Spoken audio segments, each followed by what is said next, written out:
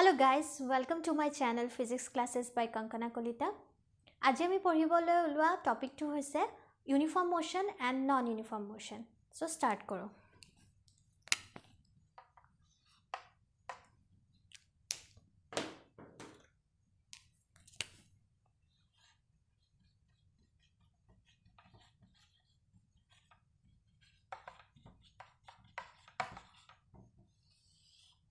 So first of all, we uniform motion no hoy ki. So uniform motion is an if a substance travel equal distances in equal time, then the motion of the object is said to be uniform. কোনো এটা বস্তুৱে যদি কি কৰিছে সমান সমান দূৰত্ব অতিক্ৰম কৰিছে তেনে তাৰ গতিক আমি কি বুলি কম সুষম গতি বুলি কম ইউনিফৰ্ম মোশন সাপোজ এটা সাবস্টেন্স আছে কি কি কৰিছে ফাৰ্স্ট 5 সেকেন্ডত 10 মিটাৰ গৈছে ঠিক আছে নেক্সট 5 সেকেন্ডত হি আকৌ কি কৰিছে 10 মিটাৰ নেক্সট 5 সেকেন্ডত হি আকৌ কি কৰিছে 10 মিটাৰ গৈছে তেনে তাৰ মোশনটোক আমি কি বুলি কম ইউনিফৰ্ম মোশন বুলি কম ঠিক আছে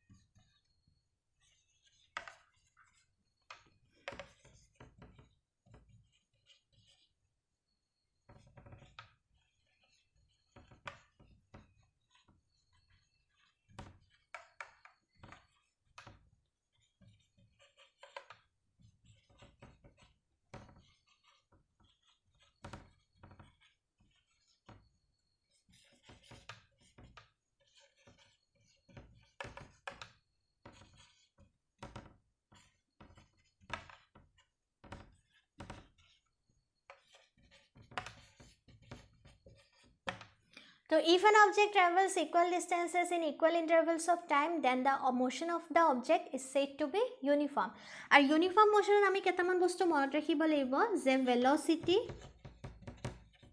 slash speed কি হয় থাকে সদায় constant. এটো সদায় মনত ৰাখিবা uniform motion at velocity or speed change নহয় এটো সদায় কি থাকিব constant থাকিব. Number 2 point হৈছে acceleration. Acceleration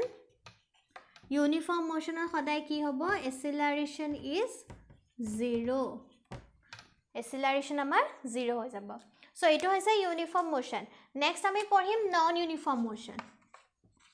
তো non uniform motion কি হয় non uniform motion আহিব if an object travels equal distance in unequal intervals of time or unequal distance in equal intervals of time then the motion of the object is said to be non-uniform to moi yate likhi disu unequal distance in equal intervals of time then the motion of the object is said to be non-uniform and non-uniform motion at ami mon rakhim je velocity or speed ki nohoy velocity or speed is variable speed is above variable and acceleration is not 0 তো এটো আসলে uniform and non uniform মোশনৰ কথা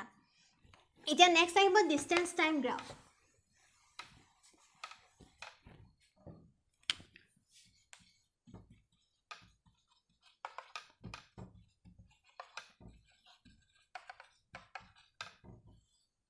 এতিয়া distance time graph কেনেকুৱা হয় তো ফাৰ্ষ্টতে আমাৰ আহিব এটা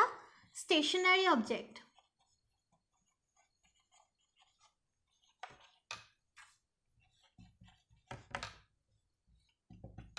তো এটা স্টেশনাৰী অবজেক্টৰ কাৰণে আমি ডিসটেন্স টাইম গ্ৰাফ কেনেকৈ ড্ৰ কৰিম তো সদায় কি কৰিবা xy এক্সিস ড্ৰ কৰি লবা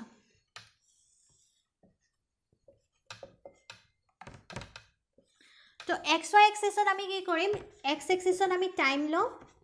এন্ড y এক্সিসত আমি ডিসটেন্স লম ঠিক আছে এতিয়া if an object is stationary যদি ধৰা বস্তু এটা ৰৈ আছে সাপোজ হি ইয়াতে ৰৈ আছে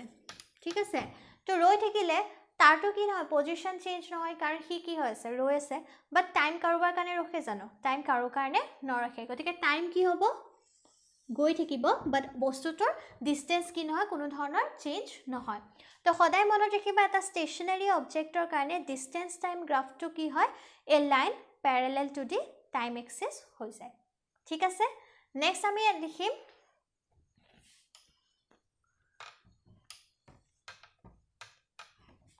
নেক্সট আমাৰ আহিব uniform motion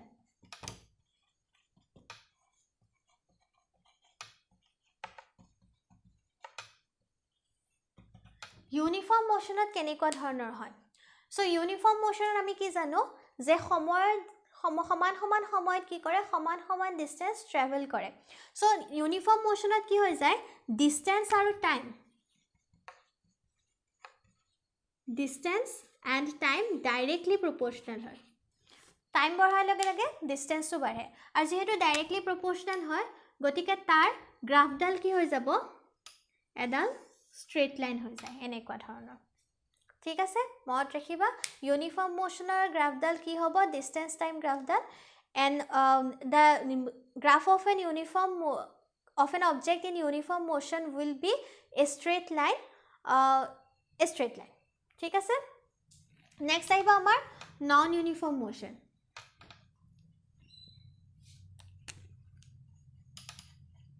so non uniform motioner কোনো ধৰণৰ shape নাথাকে ই যিকোনো ধৰণৰ হ'ব পাৰে এনেকুৱা ধৰণৰ কাৰ্ভ হ'ব পাৰে কোনোবা এনেকুৱা নাকি তাক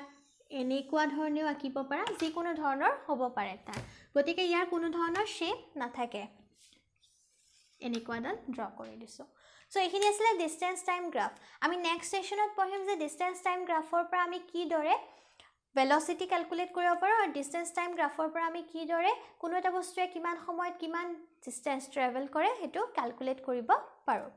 I hope আপোনালোকে আজি সেশনটো ভাল পাইছে যদি ভাল পাইছে দেন প্লিজ লাইক কৰি দিব ভিডিওটো আৰু চেনেলটো সাবস্ক্ৰাইব কৰি দিব থ্যাংক ইউ সো মাচ